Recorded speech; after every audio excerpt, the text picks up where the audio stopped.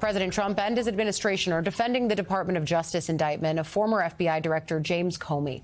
In a Truth Social post over the weekend, the president called Comey a, quote, dirty cop and claimed FBI agents were happy with these charges being brought.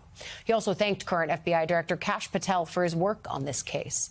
It comes as reporting from MSNBC reveals the newly installed U.S. Attorney for the Eastern District of Virginia, that's Lindsay Halligan, was forced to present her case to the grand jury alone. That's exceedingly rare for a U.S. attorney overseeing an office of hundreds of employees to present a case themselves. It's even more unprecedented for that U.S. attorney to do so by herself. Last week, MSNBC reported the rank-and-file lawyers at that office and the former U.S. attorney that Halligan replaced all agreed there wasn't enough evidence to bring charges against Comey in the first place. Halligan did so anyway. The charges against Comey are seemingly just the beginning, though. Vice President J.D. Vance said yesterday he expects more indictments are on the horizon. Well, there's certainly going to be more indictments coming over the next 3.5 years of the Trump administration, but we're always going to let the law drive this stuff and the facts of the case and not political motivations. Democrats are responding forcefully. Senate Minority Leader Chuck Schumer of New York saying yesterday he no longer has faith in the DOJ. Watch. I have no faith in Donald Trump's judicial system. He has turned this judicial system to be his own political fighter, do what he wants politically, so that he tells them to go after people he doesn't like. He tells them to exonerate people that he likes. So many people are getting pardoned and this and that. He has turned this Justice Department into his own political watchdog. It's horrible. No president has done this.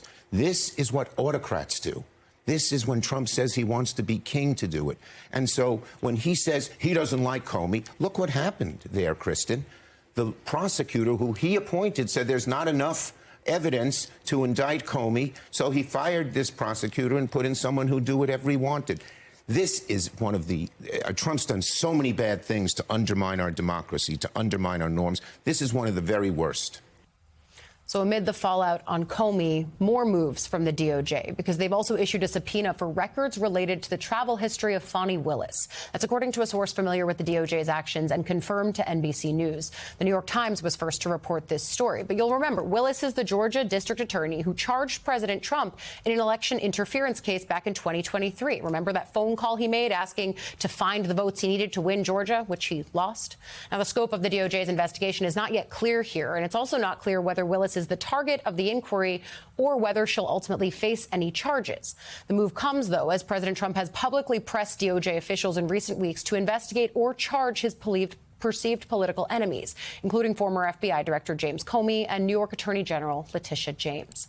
There's a lot for us to unpack here with former U.S. Attorney and an MSNBC contributor, Barbara McQuade. Barb, good morning. When you hear the vice president there saying in interviews that he expects more indictments to come, what do you think that the message is here to anyone who's ever spoken out against Trump? I mean, he hasn't been, the president, secretive about some of the names that he hopes his Department of Justice begins to go after here.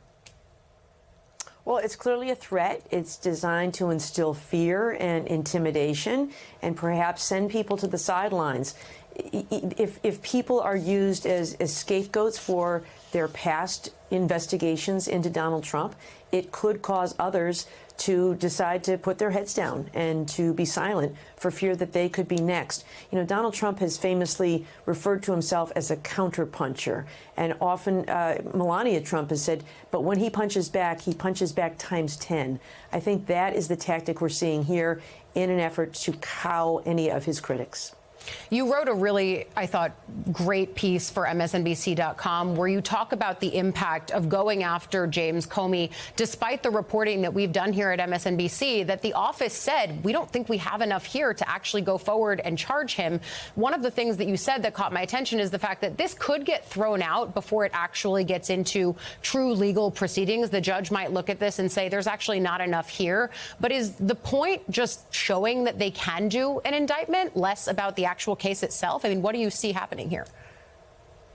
Yes, it seems that, you know, they were able to muster enough evidence to convince a grand jury that there was probable cause. the charges themselves, to me, look quite weak, and I'm confident that James Comey will ultimately prevail. But just being indicted alone is enough to upend somebody's life.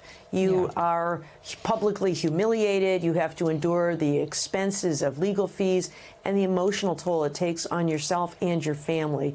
And so other people are going to see that and say, no, thanks, I don't want to go through that. And so it, again, may cause them to silence themselves when they might otherwise be critical or take action against Donald Trump. But there's other names that we're hearing floated right now. It's everyone from Fani Willis, who we talked about DOJ subpoenaing records related to her travel, to the potential investigation or indictment of Christopher Wray, the former head of the FBI, over conspiracy theories really on the right about federal agents being in the crowd on January 6th and inciting that kind of violence, which we have no proof of. But what are you seeing then in the way that Comey was handled, layered on top of these other potential inquiries or potential indictments? Yes, you may recall that during the confirmation hearing of Kash Patel, he denied that the people listed in his book as members of the deep state were part of any enemies list, or Pam Bondi testifying that the Department of Justice would not be political and politicized. But we're seeing exactly those things happen here. I mean, Christopher Wray is a great example. He's in that book. And Christopher Wray, of course, presided over the search of Donald Trump's residence at Mar-a-Lago. The idea that now he is also in the crosshairs really just shows that no one who has ever taken action against Donald Trump is going to be spared by this Justice Department. So I want to pull away from the legal vengeance tour that we've been talking about here out of the White House and instead pivot to the way that the state of Oregon is trying to preempt the deployment of troops to Portland. Can you talk a little bit about the ways that the decisions made by the court in Los Angeles, which put some parameters at least on the way that the federal government can use National Guard troops in cities, how does that layer on to what they're trying to do in Oregon? And is this legal course of action enough to potentially stop troops from getting on the ground there? Yeah, I think it probably is. Now, it depends. But, I think one of the things that we are seeing emerging, based on the words of Donald Trump himself, is that violent crime will be a significant campaign issue in the 2026 midterms. And I think he is forcing it to be an issue, because if he tries to insert